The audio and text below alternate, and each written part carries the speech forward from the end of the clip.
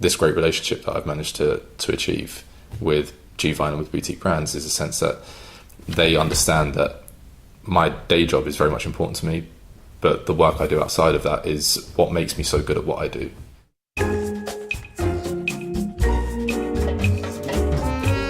Welcome to the Lush Life podcast. I'm your drinking companion, Susan Schwartz, and I bring you the how-to guide for living life one cocktail at a time. Thanks to my mother's love of martinis, the first words I spoke were shaken, not stirred, and I've been obsessed by cocktails ever since. Together, we'll learn from bartenders, brand ambassadors, distillers, and others why certain drinks are popular in certain cultures, how to make the perfect old-fashioned, when to shake and when to stir, and so much more. Hear that sound? It's time to cozy up to the bar and let the fun begin. G-Vine Gin calls itself traditionally unconventional, and that could also describe our guest today, Jamie Campbell, brand ambassador for G-Vine Gin. He has mastered the work-life balance in ways that I have never seen, and his desire to want to give something back is deserving of all of our respect. So how did it all begin? I basically started waiting tables to a degree, but as a busboy. I kind of just fell into it. A lot of my family have been involved in the industry, either as sort of wannabe winemakers in the French country itself. So half of my family are all French. My mother is French, and all of her family are from the Loire Valley. So I was very much involved in that industry, grew up with a love of wine, food, cheese, etc. And it was, I would kind of say, predestined that I would probably work in the industry. So when I got to about 15, I started doing work placements and went out to Lille for a few weeks. Now, were you living in France? Were you living in England? So during my upbringing, my parents worked sort of 5 jobs between them. So I would go to my grandmother's during the summer, and over Christmas we'd often spend a lot of time there. So I'd spend probably about, in total, 4 or 5 trips to France each year growing up. But where was your home here? It was in London, so I was actually born in Camden, Okay. Grew up in Islington, and then gradually moved further and further out. Because that is not a London accent. It's not, no. I've kind of weaned myself off it a small amount. I've spent the past 8 years in and out of the Cotswolds, Okay. and in and out of America, actually. So, yeah, it's kind of a mélange of accents, if you like. A mélange, Yeah. of course. Well, I have to give homage to the French part of me. But growing up, I would spend a lot of time in and out of France. And naturally grew up with I would say, almost dangerous love of food and drink, both alcoholic and non. So for me, it was always a passion that I had. And growing up, I always wanted to see how that passion could relate into something that I could make a living from. And now, with a French mother, were you eating French food at home? Or Yes, were you very English? No, it was very much a solid mix, I would say, like a 50-50 So wine split. was always on the table? Pretty much. I probably had my first sip at 6 months. Right. So, yeah. It kept me sleeping, I suppose. It was great for my parents. But, yeah, that's sort of where my love came from, if you like. And through that upbringing, I wanted to see how I could kind of translate that passion, that I would say understanding, if you like, into a career. When I was studying here in the UK, throughout GCSEs and A-levels, etc., I never really knew what I wanted to be in terms of the industry, but I always knew that I would be working within the industry, and I had originally always thought that would be as a chef. So I studied catering in school, in college, and went to university in the Cotswolds in Gloucestershire, and studied hospitality management. So I really wanted to get a solid background in the industry, both from a physical standpoint and actually working in the industry by doing placements and trainings, etc., but also from a perspective in terms of back of house and how the actual processes and businesses run. So with regards to financial audits, etc., etc. But always thinking behind the scenes as a chef. Always thinking in terms of one day I want to own my own business. Okay. That was always the direction that I initially took. So first off, it started out as wanting to open my own hotel. I started working in hotels as a concierge and as a front of house, and decided that wasn't quite what I wanted, what I expected. So then it became, I started experimenting more with food, if you like, and actually cooking more food. And through my placements in France and everything else, I wanted to see how I could not so much add to the cuisine of France or of any country by any means, but I certainly wanted to see how I could fit into that sort of demographic, if you like. So I really wanted to sort of cut my chops as a chef. But again, with me, I will start something and I'll give it my all. But if it doesn't work out, I can quite quickly change into a different line or a different area of the industry. So as soon as I started really getting into the chefing side of things, I craved more of a social interaction. Because that's a lot of pressure as well, to go into that, it's France. Exactly. And I think that was maybe at the age that I started doing it, and with maybe some naivety, if you like, I thought it would be easier than it was. How old were you? I was about 15 at that time. Oh gosh, you were really, really young. So yeah, I was still studying, and I was doing, as I said, I did a placement in Lille at a small little bistro, and I basically kind of jumped from department to department within this time as like a training session. And when I got into the kitchen, I loved it and really sort of fell in love with the high intensity and high pressure sort of environment that it was. But when I came back to the UK after that and tried to replicate the experience, it didn't quite pan out the way I thought it would. And also, as I said, I crave that social interaction that you don't really get in the kitchen. So I then sort of continued with that style of things and that side of it.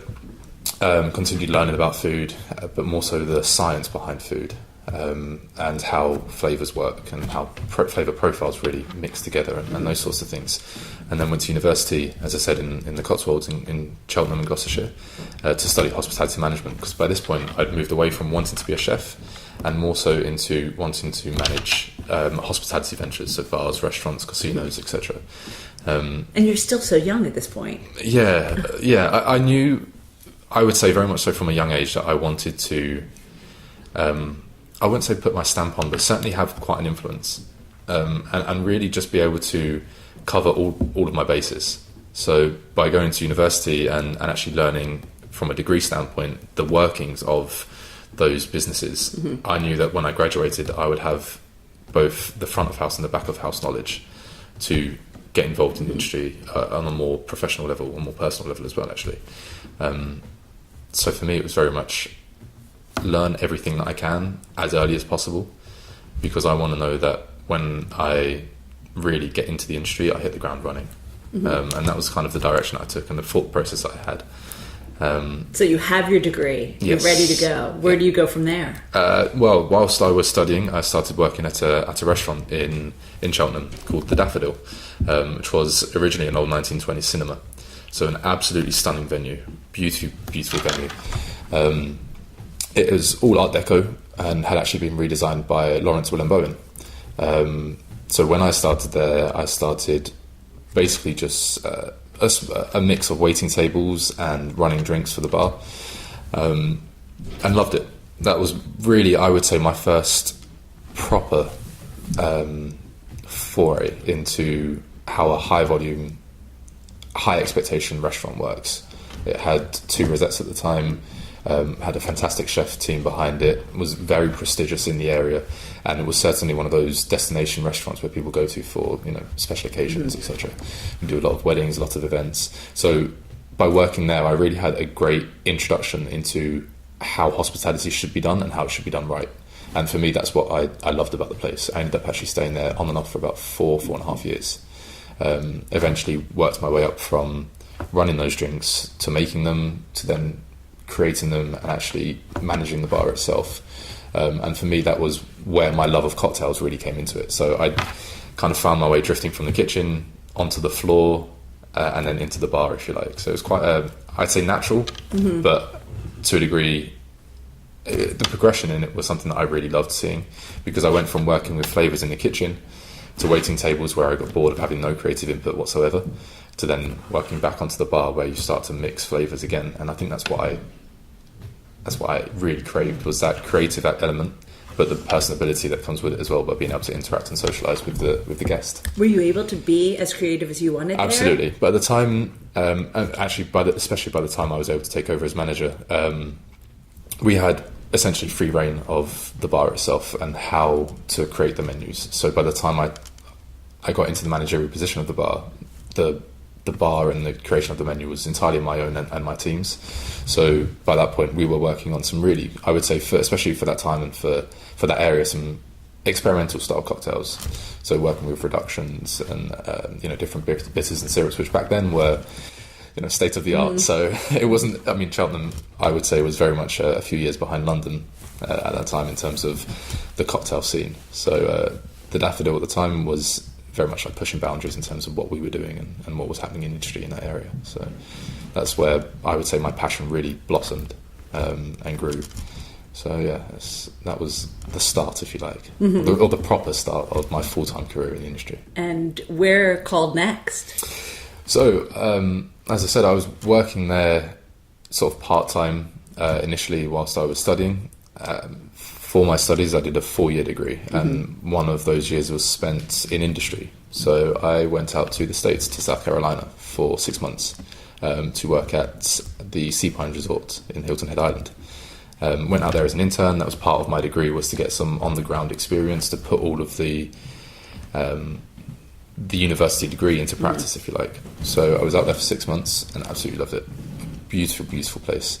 And were you at the bar yet? No, by this point I was still working more within the hotel side of things. So it was front of house and concierge services, etc. But I loved the American hospitality, especially in the South down there. So what did you find different? I hadn't had a chance really to see much of America. This was actually really my first proper time, if not my first time. Yeah, it was my first time in the States. But I had always heard up until that point of the sort of north-south divide in terms of hospitality and New York versus the South, etc. So when I got there, it was very much with my accent, being English. People were just so interested in what brought me out there. They must have loved you. That also helped, I think, a small amount. But they were very much like interested in what a kid from London is doing in this tiny little island in South Carolina. And to have, even though it's a very sophisticated island, most definitely, there is certainly a level of appreciation for food and drink and everything else in that area, but they were still very much interested in why I was there. And for me, this was very much the first time I'd really moved away from home besides going to university and moved out of the country for any extended period of time. So to be out there and have people interested and also welcoming, I think, was the most important thing. I had guests that I would check in on a Friday evening and would check out on the Monday or Tuesday morning, but because I'd had such an interaction with them, they were very open and very welcoming into their own homes. So I had invitations to go and visit people in Texas and Vegas and California. And at this point I was 20 years old, just turned 20 years old. So have you taken up those invitations? I haven't, no, but I still have all of the letters and everything else that were written to me, which for me was, I think, the most important thing was people I'd never met and to a degree had served. And I think that's what I'd come used to, is up until this point I'd always served people, to use that colloquialism. So to be in that situation where I'm providing people with a service, but they're reciprocating that with an open offer to their homes. And appreciation. Absolutely. It really meant a lot. And it really meant that I felt appreciated for what I was doing. And I think that's where, again, my love for the industry really started to cement itself. But isn't it dangerous if you start to expect that? To a degree, but I think at the same time, for me, that cemented in my mind the level of service that I wanted to provide moving forward. Because I wanted to know that, obviously, I, to some degree, I was doing something right to get that level of appreciation from the guest. And I never wanted to sway from that. I always wanted to provide that next level of service that would open the potential for them to want me to continue to provide that, basically. So for me, it was dangerous to a degree to expect that level of appreciation from a guest, but I knew that I would work to provide the service so that that expectation wasn't, shall we say, out of order, if you like. So I always wanted to make sure that I was doing the best and very much being the best at everything I could put my work to. So, yeah. So you came back with these great expectations, as we say. Absolutely, yeah. I came back and went back to the Daffodil to finish out the 6-month placement. It was a 12-month placement that I had to do. So I came back to the Daffodil to finish that out. And in the last year, basically went into a full-time role at the Daffodil whilst finishing my degree. When I graduated, in that last year, I kind of fell out of love, if you like, with university and actually studying, because by this point I thought I've got a lot of on-the-ground experience, and everything I'm learning now is almost a repetition of the things that I've learned in person and in practice. So my last year at university was very much a let's get it done, let's get it over with. I want to jump back into the saddle, and I really want to get back into the industry, like full-time, working properly, and actually put into use everything that I've learned so far. So the last year was kind of a formality. I graduated and I didn't do too badly by any means. So I came out of university with a 2-1 degree. I was going to say, we're not going to ask you what you got, but you revealed it. It was a 2-1, so it wasn't terrible. There's much worse. There are, and I could have pushed myself to get a first, but at that point I was focusing on actually working as opposed to studying. So but I came out with a degree in hospitality. And I'm sure no one asks you now what you got at Fortunately, university, no. Right? No, I mean... when you hand them a drink. Exactly. Right? Yeah, precisely. No one's that interested, so it's good. It serves me well. And it served me well at that time as well. So, I graduated university and continued working at Daffodil for a further year or so, actually. And did you hear London calling, or to be honest, were there other places after that? I had never really, despite coming from and growing up in the London area, I'd never really expected to come back. I kind of saw Cheltenham as my new home and as my new stomping ground for what I wanted to do in the industry. And after working at the Daffodil for so long and really running the bar there for so long, my next phase, if you like, was to open my own place in the area. I'd worked with a lot of really great bartenders, some great floor staff, some great chefs, and I wanted to be able to take all of that knowledge that I'd had and turn it into something that would benefit me and benefit the industry by really consolidating all of that experience and that knowledge into one place where we could be the best, if you like. So I worked on basically getting to know other bars and restaurants in the area. I don't know Cheltenham that well. No, I mean, it's very small, but in terms of restaurants and bars per square footage, if you like, it's very, very compact. There are restaurants and bars every couple of yards, some of which are chain restaurants, as there needs to be, but there are a huge number of independents, which is great for a small town of, at the time, 120,000 people, to have that much on your doorstep on offer. So I was very spoiled for choice, if you like, in terms of like increasing my palate and sort of progressing my palate in terms of food and drink. So, I wanted to see what else was out there, and would do sort of a bit of a recce. Would go around all these different bars and restaurants and see how the chefs are working on their food and what they're doing and how they're playing with flavors and presentation. And did you think there was a space for your vision? Yeah, for me, it was a bar that would provide table service only, and very much what has come to be the norm, I would say now, in terms of a small, intimate venue of 30, maybe 40 people at maximum in terms of capacity. 2 or 3 bartenders behind the bar, 2 or 3 waiting staff on the floor, and that's very much all you needed. A small, very limited food menu, but something that can be put together by any member of the staff.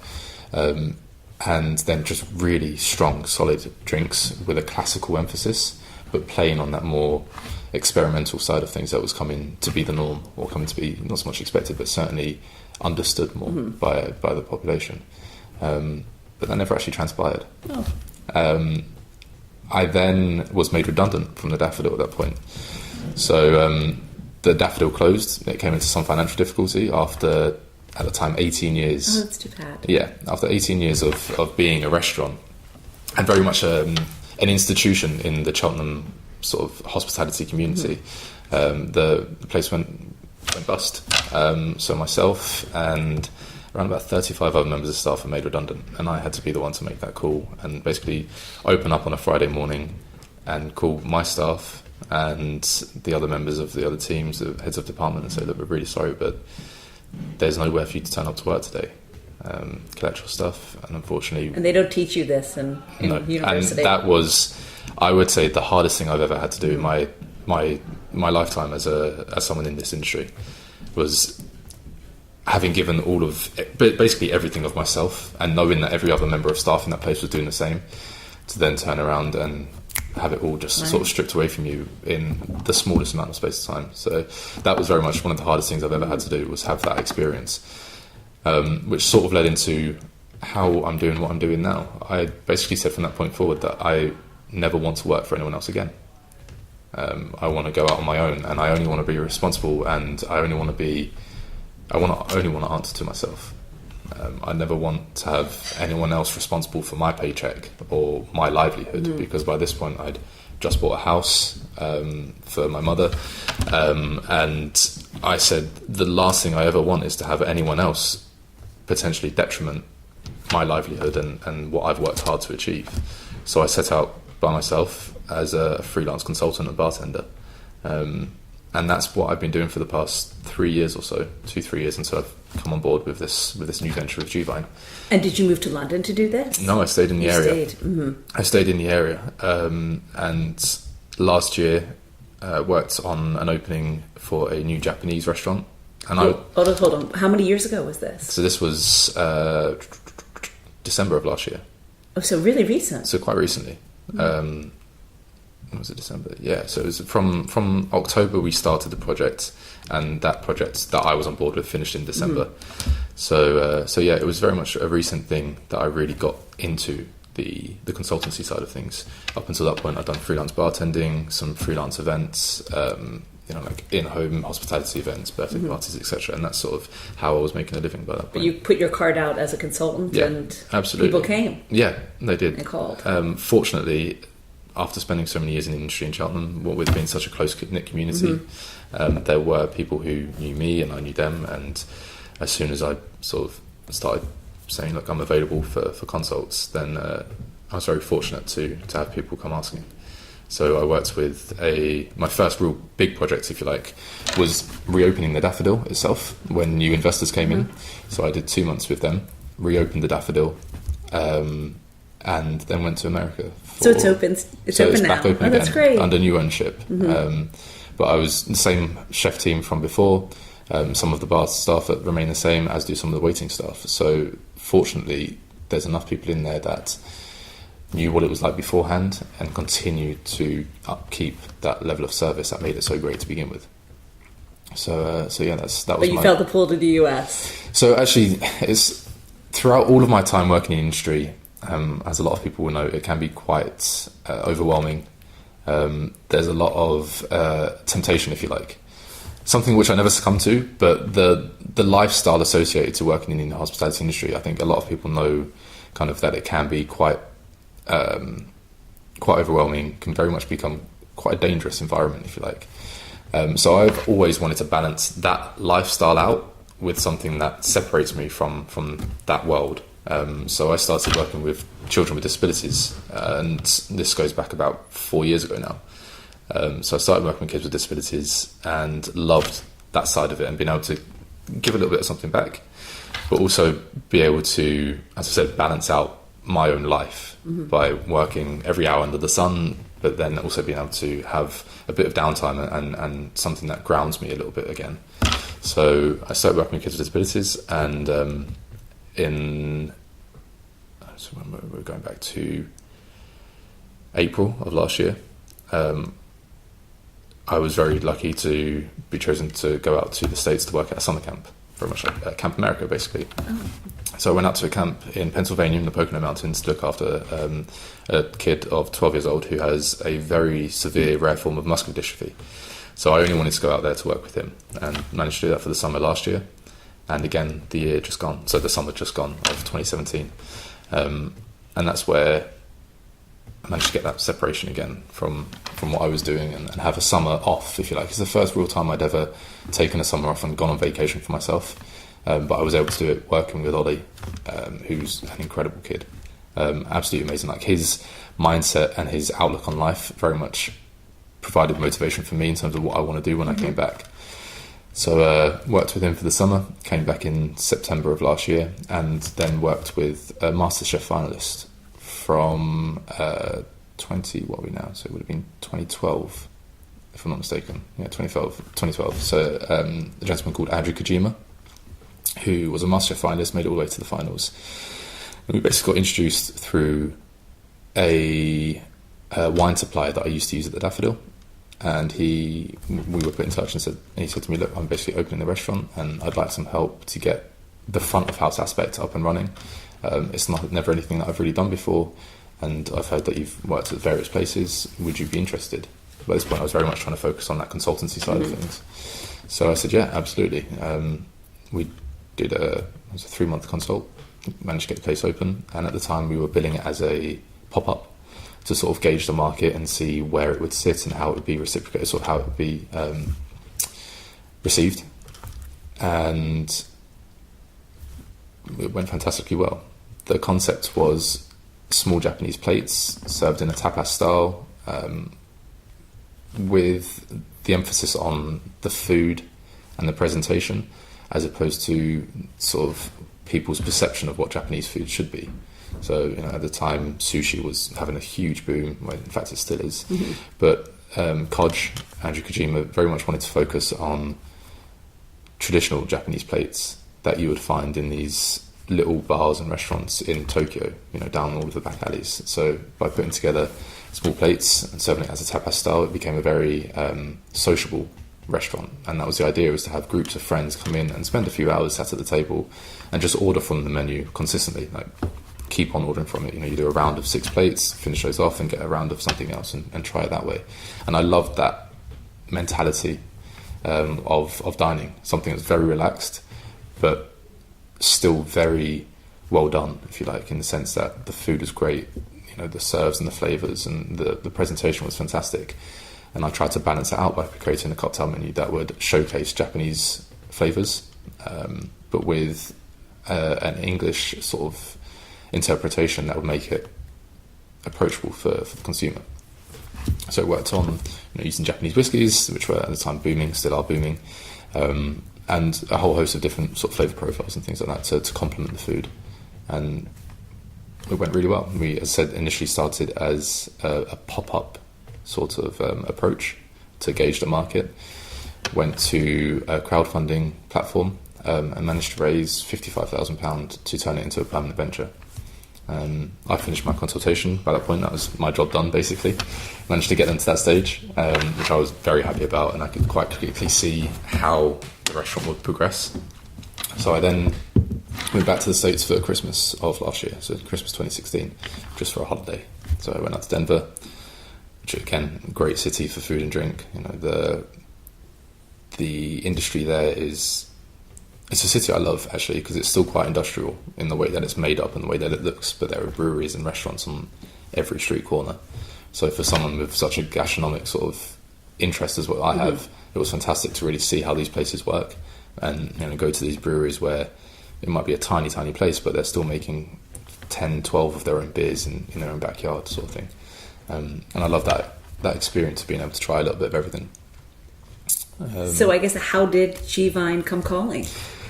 Well, basically, I came back at Christmas, went back to Codge to see them through the new phase of actually being a permanent fixture. Finished that project, went to open a cocktail bar in the area with a friend of mine who I'd never previously worked with, but we'd always worked around the same people in the industry, and did another 2-month consult for him to get him open, and then went back to America for the summer to work with Ollie again, to work with this child again. Just before I left to go to the States, I was looking at, I need to really get settled again in the industry as opposed to keep jumping in and out, and I wanted to have something with a bit more continuity to it. So I started looking at what was available and saw an advert that G-Vine were advertising for a brand ambassador position. And when I looked at the job requirements, if you like, I quite quickly saw just how much everything that I'd done up until that point had really led me in this direction. Almost, I'd certainly say subconsciously. If I remember correctly, the advert wanted a hospitality graduate, someone French, or at least French speaking, someone who had X amount of years in the industry as both a bartender and working within trade, but also someone who had quite a healthy work-life balance. that was basically the advert that was out there, and I was quite quickly looking through it and going, okay, it said Jamie Campbell apply. Absolutely. and that for me, it was a huge eye-opener. I kind of looked at it and I went, everything I've done up until now has almost led me to this, in the sense that all of the work that I've put in and all of the jumping around that I've done, from department to department, from country to country, has really sort of like just put it so that this advertisement jumps out at me and screams my name. So I applied, and within 10 minutes had a call back and said, look, your CV looks exactly what we're after.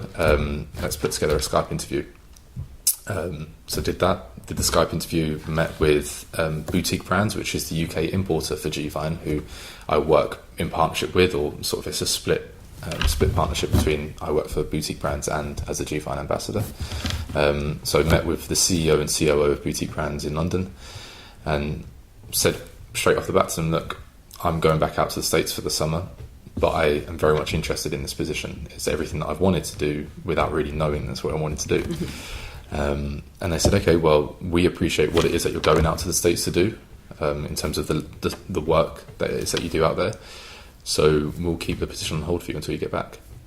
It's fantastic. And for me, that was the final selling point, if you like, was that someone would understand my obligation to someone that they've never met, but to someone who's very much dependent on me and my help when he's at this camp in the Pocono Mountains. And I think that was the start of this great relationship that I've managed to achieve with G-Vine and with Boutique Brands, is a sense that they understand that my day job is very much important to me, but the work I do outside of that is what makes me so good at what I do, because it gives me that grounding to really focus on the work when I'm here, but also have that separation so that I don't burn out. So they put the position on hold. I came back from the States in September, and the day after I landed, I got an email saying that the job's yours, you can start whenever. Had they had a brand ambassador before? As far as I'm aware, they'd had brand ambassadors, but nothing as full-time as what I am now, and nothing that is, I mean, I may be speaking out of turn, but nothing that I think is as involved in the day-to-day running of how G-Vine operates in the UK. How long has G-Vine been on the market? So it's been a brand for 10 years. Mm-hmm. We've just celebrated 10 years this year as a gin. Boutique Brands took the product on 6 years ago to import it into the UK, and that's where the sales in the UK really started to increase and skyrocket. So Boutique Brands acts as the UK importer, but the sort of the management agency here in the UK as well. And it's when G-Vine came on board with there that sort of the harmony kind of started, and the relationship really worked to increase the presence that G-Vine has in the UK. Now, it's the number one premium gin sold in Spain, and we know that the Spanish drink a whole lot of gin. They do. And so obviously it has a reputation already. Yes. So where do you fit into that? It's quite funny, actually. It's certainly something that I've noticed since coming on board in the past, we're going into 4 months now with the brand, is that despite having such a presence in the Spanish market, it's still relatively unknown, if you like, in the UK market and even in the French market. I still speak to a lot of French people, both in and out of France, and they said, "Oh, we've never heard of it." And I think part of that is that English people up until now haven't associated France with gin. Gin is very much an English product in their mind, and French people don't drink gin. They stick to what they love, which is wine and cognac as a second, if you like. But that's actually where G-Vine really plays into that, because it's made from the cognac grape.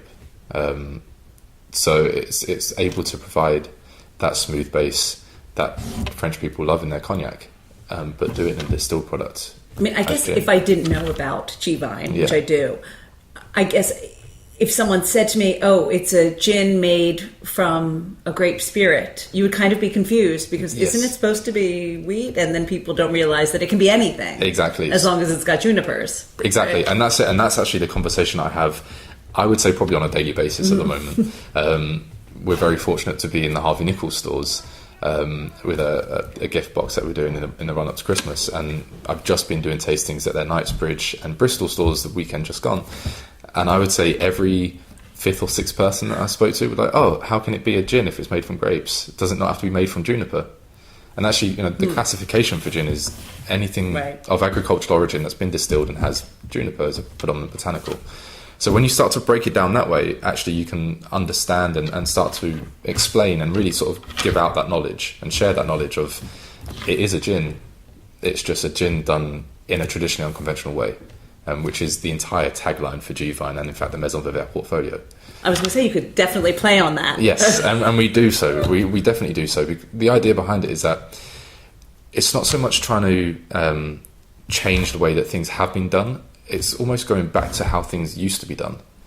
So I was very fortunate to be in Cognac to see the distillery and the Maison Vivert house a few weeks ago, and spoke to Jean-Sébastien, the owner and master distiller behind G-Vine and the Maison Vivert sort of company, the house itself. And he showed me a bottle of what's called 1495 gin. And it's a gin that he's recreated, if you like, from a recipe that was found in some archive. And actually, the recipe calls for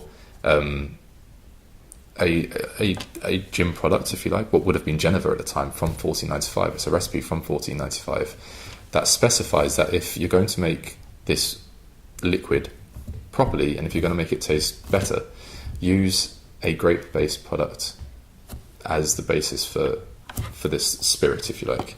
And that's... Was this a French recipe? It was a Dutch recipe. It was a Dutch recipe. Dutch recipe where Geneva, gin, came from. Sorry, yes, you did say that. Yeah. No, but I mean, it's funny because... I was going to say, if it's a French recipe, of course, they start with the grapes, yeah. right? But that's actually... And that's where it came from. The sort of the wars in the Netherlands. Basically what happened was a divide between the north and the south, wherein grain became more popular further down because it was more accessible, and the grapes sort of lost out what would have been their market share beforehand. So the recipe basically shows that gin was traditionally made from grape, or should be made from grape if it's to be a really sort of a more sophisticated product.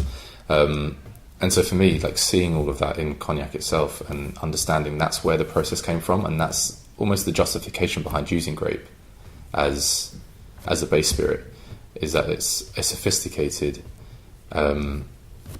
base for a gin that is a sophisticated gin. You know, it's something that is very smooth and rounded and really, really approachable on the palate. So it's got a really great mouthfeel for it. And I would say, as a result, that gin base or that grape base is used entirely for that, to bring back some of that sophistication to the category a little bit. So. Well, with your experience creating cocktails, was there one thing that you said, I want to mix, I have this gin, what cocktail do I want to first mix with it? That's the great thing with G-Vine, is because there are two expressions, we have the floraison and the nouaison, which we're in the process of sort of rejigging a little bit as well. And the floraison, as soon as I tried it, I was like, no, that's a gin and tonic gin every day. It just works so fantastically with tonic. It's very floral, light, and sort of, it's very crisp. And, I was able to try it in Cognac at 24 degrees on a, middle of September day. Actually, it was October even. It was 24 degrees in Cognac. And I was like, no, this is like bliss. It works fantastically. It's home, very much it's home. But in trying the nouaison, which is a bigger, bolder, spicier style, I was like, that is cocktail application for any classic drink, any Negroni or Martinez, straight martinis, for example, because it's got such a strong base and such an identifiable base as well. Actually, as soon as you put it in a cocktail, it holds out and it really stands up against all of the other flavors that you put in. So as soon as I tried it, I was like, that's a Negroni. That's a Negroni gin every day of the week. Unfortunately, Maison Vivert do create their own vermouth, La Quintini Vermouth Royale. So they're both grape-based products, and they create, as a result, a really harmonious Negroni. So we have a Negroni à la Française, is one of our signature serves. So it marries really, really well, and it's almost a match made in heaven, if you like. So. Well, I'm going to have to try that. Absolutely. Should we go make one now? We definitely could do. All right, thanks so much. My pleasure. It was amazing to hear not only about Jamie's progression to brand ambassador, but also to hear about his charitable work. The Martinez was delish as well. You think the Negroni would be our cocktail of the week, but since we had it last week, I wanted to give you another of Jamie's favorites. The Martinez is one of the granddaddies of the cocktail menu, stuck somewhere between a Manhattan and a martini. No one really knows how it was exactly made in the past, so everyone can put his or her stamp on it now. Here, of course, we begin with G-Vine gin. Start by adding 50 ml of Genevieve gin to a mixing glass with cubed ice. Then add in 15 ml of La Quintini Vermouth Royale Rouge. Then 5 ml of maraschino liqueur. Then 1 dash of Regan's Orange Bitters. Then stir, stir, stir. Strain into a cocktail glass and garnish with an orange twist. Et voila! Remember, you can find all the recipes for my cocktails of the week on alushlifemanual.com, where you'll also find all the ingredients in our shop. Next time on a Lush Life podcast, we head to the seaside to sip some Brighton gin. Kathy Caden was running down the beachfront when she decided her hometown needed its own gin. Having just won UK's Best Gin at the People's Drinks Awards, we have to agree she was onto something. Until next time, bottoms up. Thanks for listening to the Lush Life podcast, the sister of A Lush Life Manual. For more information and links to everything you heard, plus a bit more, please visit alushlifemanual.com. Always remember the wise words of Oscar Wilde. All things in moderation, including moderation. And always drink responsibly. Okay, I said that last part. Theme music is by Steven Shapiro and used with permission. Lush Life is produced by Terra, and I'm your hostess, Susan Schwartz. I'll see you at the bar.